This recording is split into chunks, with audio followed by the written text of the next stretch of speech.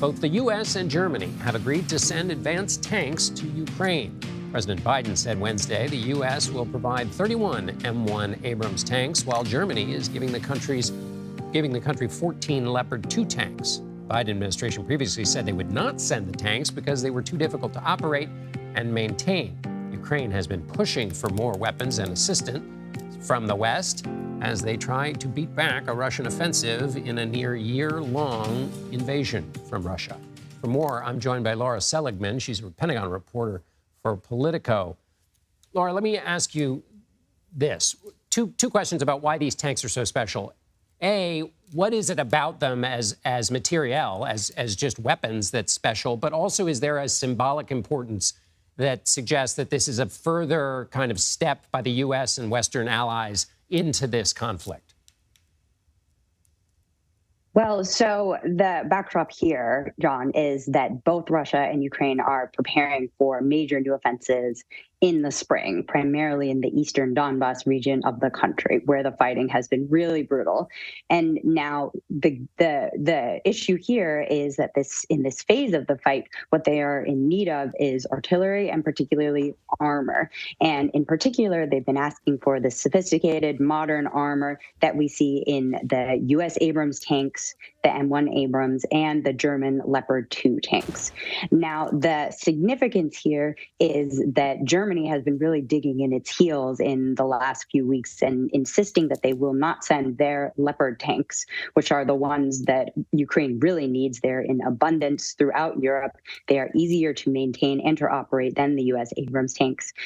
They won't send these unless the U.S. sends their Abrams too. So now that President Biden has made the decision to send the U.S. Abrams tanks, now that kind of opened the floodgates for the rest of Europe, including Germany, to send their own. Now, in terms of the machinery, both the Abrams and the Leopard 2 are far superior than the Soviet-era tanks that Ukraine currently operates. And the Abrams in particular is the gold standard. It is larger and faster than the Soviet systems, and critically, it has much better armor to protect the soldiers that are inside. It has more firepower as well. Its main gun carries anti-tank rounds that can blow straight through one side of an enemy tank and out the other. So both of these tanks could potentially be a game changer for Ukraine in the coming months and the coming year as it works to repel Russian advances. Or what did we learn about, or what can we conclude about the nature of diplomacy from this? You go first. No, you go first. In terms of giving the tanks, was it? Did Germany need the United States to give it cover, basically, from making the Russians too angry? How is this all interconnected?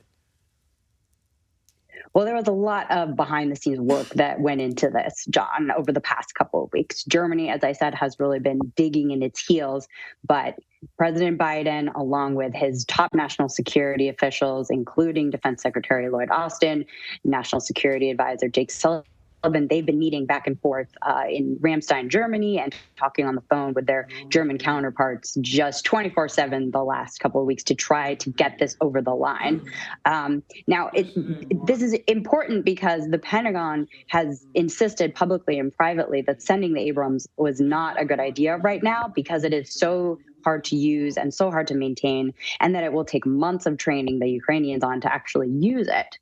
But what happened in the end is that the president decided that showing a united front, being united with its allies, not just Germany, but the rest of Europe, was more important than any misgivings that the Pentagon might have about sending these weapons.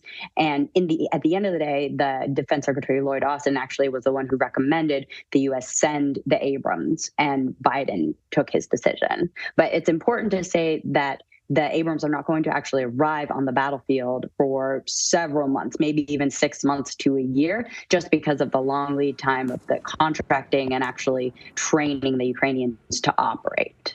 And finally, Lara, just quickly, what's your assessment of when they talk about a spring offensive?